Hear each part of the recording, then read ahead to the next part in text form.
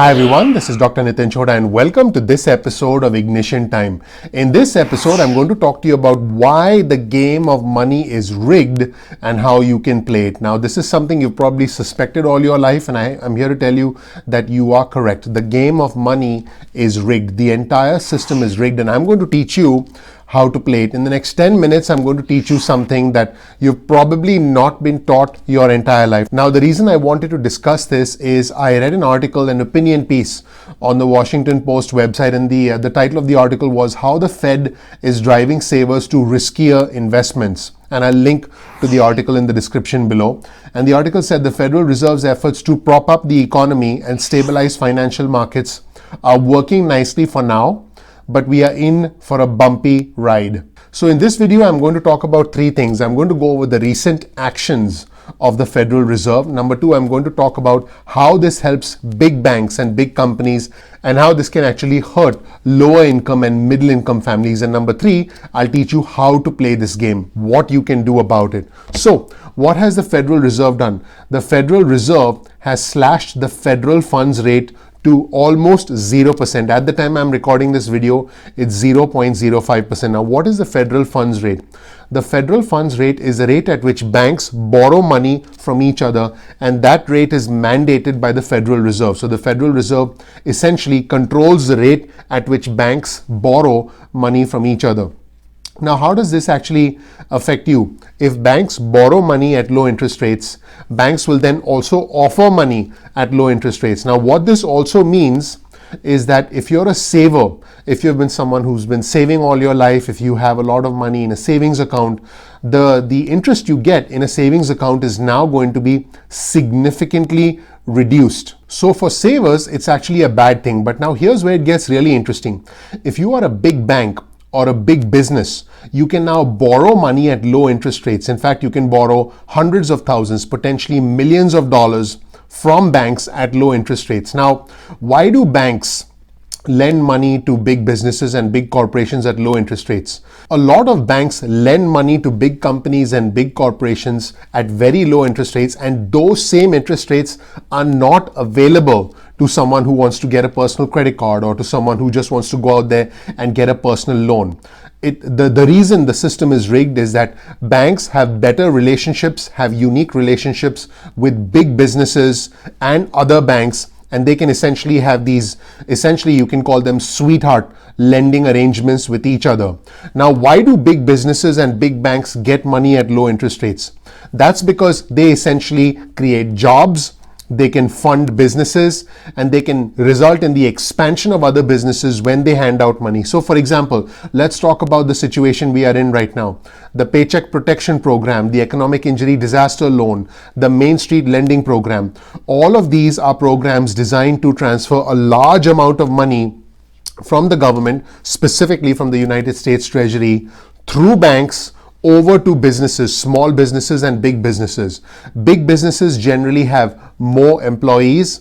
Big businesses generally tend to create more jobs and tend to rejuvenate the economy. So in a sense, big businesses become the favorite client as far as banks are concerned, because big businesses get access to the kinds of loan products, the interest rates that a normal person would not be able to get.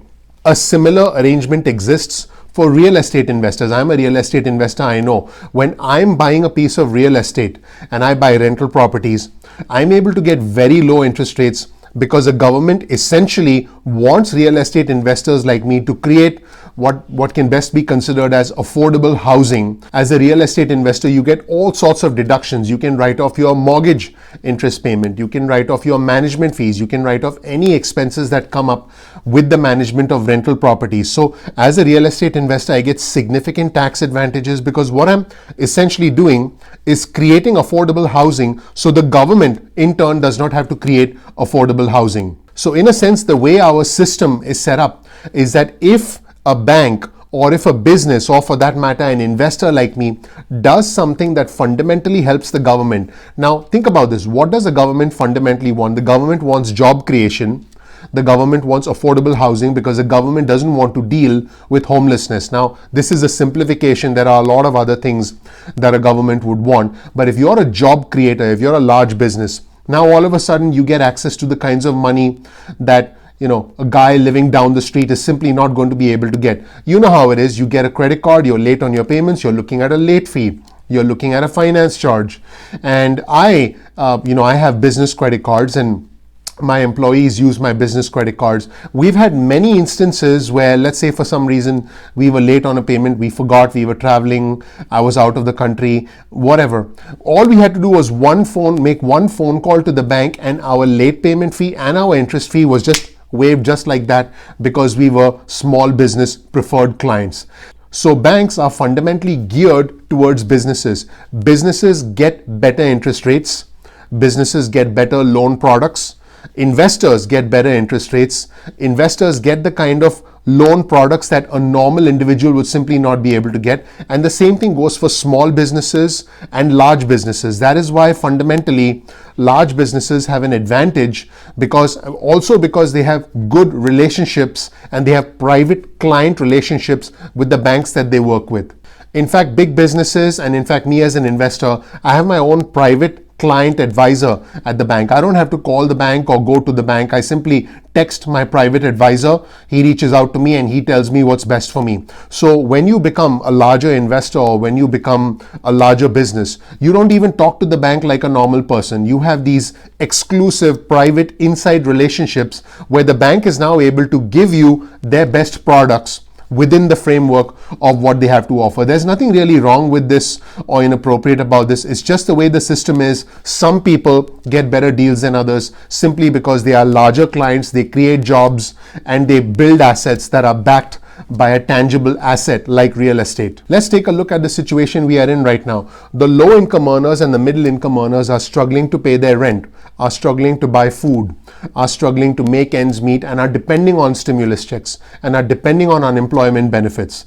On the other hand, those who are high income and those who are high net worth individuals, for them life continues. Their investments continue to make money. The stock market, as you know, is doing well primarily because the Federal Reserve has significantly slashed interest rates and is buying bonds. So essentially, the wealthiest of the wealthy have a cover, if you will. They have a backup plan. They have the backing of the Federal Reserve to make sure that they continue to remain wealthy, they continue to remain solvent, because the crashing of these big companies or the crashing of huge investors would in turn lead to a ripple effect across the entire economy. It's almost as if a ship was about to go down, go under. Let's say, we have a Titanic type situation. The primary priority of the entire staff would be to save the captain. And then, the other people would essentially have a lower priority, which I know that sounds horrible, but that's just the way the system is. The system is rigged. So in this situation, the captains are the large banks, the large businesses, the large investors, who fundamentally have to be protected because their failure would create a ripple effect throughout the entire system. That's just the way capitalist economies are structured. Now, how does all of this impact you, and how can you use this system to your benefit? I want every single viewer, every single subscriber to make their way out of the lower income class, out of the middle income class, and reach a level of financial independence, a level where you don't have to be concerned about what you buy at the grocery store. You can buy what you want. You look at a takeout menu, can just order what you want. You look at your bank account, it brings a smile to your face.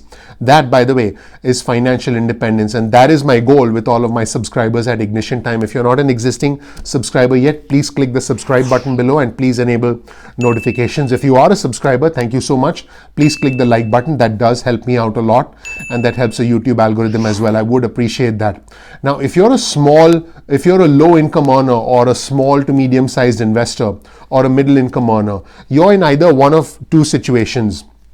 This is assuming you are employed, because I know a lot of us are looking for jobs, in which case you need to make your way out of that situation with stimulus checks, with unemployment benefits, and then be able to find a job. But there are two ways to grow wealth. One is to work, to earn a living, to have a job, and to climb up in the ranks and have an increase in salary over a period of time. So if you do have a job, my recommendation would be invest in yourself, improve your skills, become better at what you do, become more valuable to your employer. Heck, you might become more valuable to multiple employers, which now makes you more valuable in the marketplace. This post-pandemic world is going to lead to a re-engineering of the marketplace. So if you have a job, my recommendation would be improve your skills so you become more valuable. Now, if you're a 1099 person, in other words, if you're self-employed, my recommendation would be set up a proper business entity. Don't just do business under your name and your social. Get an actual taxpayer identification number,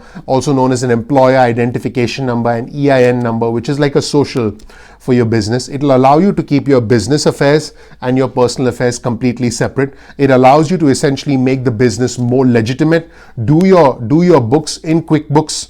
Invest in QuickBooks, do your books properly, hire an accountant, or for that matter, hire someone who can help you with your books. Do your books well, take the appropriate tax deductions that you're able to get. Because one fundamental thing that I think wealthy people do that the average person does not is wealthy people earn money, spend money. In other words, the money that they spend is what I call as pre-tax, and then they essentially pay tax on what's left over. So let's say I earn $1,000, and let's say for whatever reason in my business I spend $600 for my business. I'm left with $400 and I'll pay tax on the $400. So wealthy individuals spend pre-tax money and pay tax on what is left over. So again, wealthy individuals spend pre-tax money and pay tax on what's left over. An average W-2 employee, on the other hand, when they make money, they pay taxes.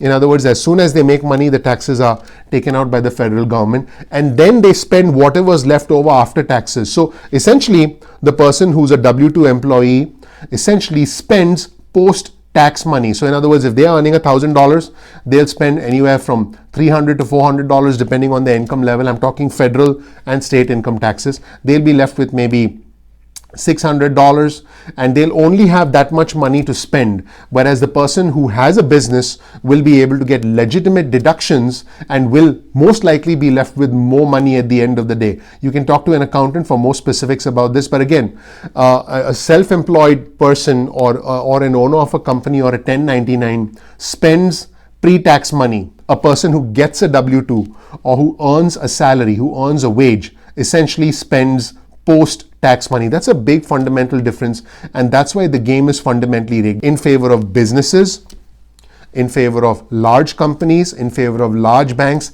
and in favor of real estate investors, which is who I am.